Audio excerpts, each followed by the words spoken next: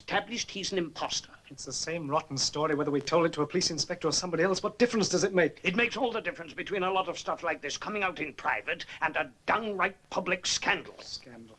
What does a scandal matter? The girl's dead and we all helped to kill her. That's what matters. But did we? Who says so? There's no real evidence that we did. Of course there is. No, there isn't. Just think. A man comes here pretending to be a police officer. Now, what does he do? Very artfully, working on bits of information that he's picked up here and there, he bluffs us into confessing that we've been mixed up in this girl's life in one way or another. And so we have. But how do we know it's the same girl? We all admitted it anyway. No, we didn't. We admitted something to do with a girl, but how do we know it's the same girl? Why, the photograph. But how do we know it's the same photograph? He was very careful that Eric and I shouldn't see the one he showed to your father. Now, just think back. Did any two of us look at the same photograph at once? No. Well, no. No. Precisely.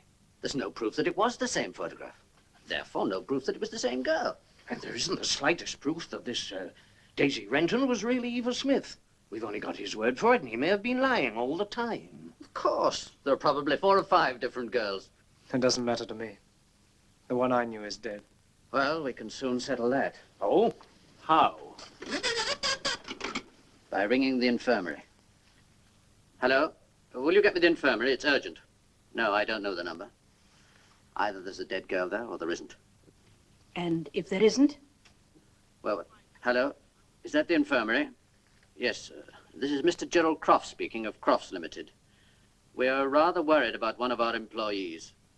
Have you had a girl brought in there this afternoon who committed suicide by drinking disinfectant or any suicide? Yes, I'll wait.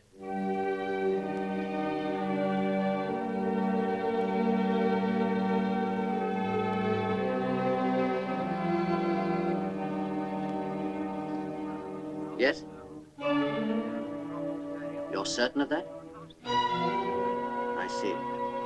Thank you very much. Goodbye. No girl has died there today. They haven't had a suicide in months. What a relief. Gerald, my boy, pour us out some drinks at once. To think that it's all over. Is it? Well, isn't it? We've just been had, that's all. So nothing's really happened. Just because it didn't end tragically, there's nothing to be sorry for. Nothing to learn.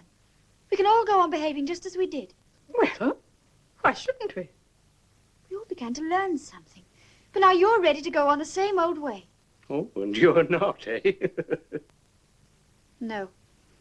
Because I remember what he said and how he made me feel. It frightens me the way you talk. It frightens me, too. Just look at them. The famous younger generation who know it all. And they can't even take a joke. I tell you, whoever that inspector is, as long as I live, I shall never forget him. By Jove, I'd forgotten all about him. Oh, good gracious. Now, Arthur, what do you think we'd better do? We don't want any fuss or scandal. Leave it to me, my dear. We'll just give him a fright and send him away with a flea in his ear. After all, you know, we're in the right. Now, look here. I want to have a few straight words with you. 1 or 2 facts have come my way, Mr. So-called Inspector. And now it's my turn to ask you a few questions, and I don't think you're going to like them. Father, In the first... you're wanted on the telephone. Just a minute. Mr. Burling speaking. Yes, Fletcher? What?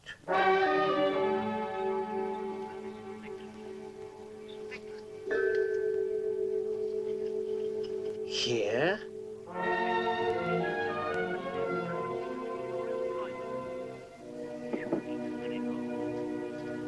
That was the police. A girl has just died on her way to the infirmary after swallowing some disinfectant. A police inspector is on his way here to ask some questions.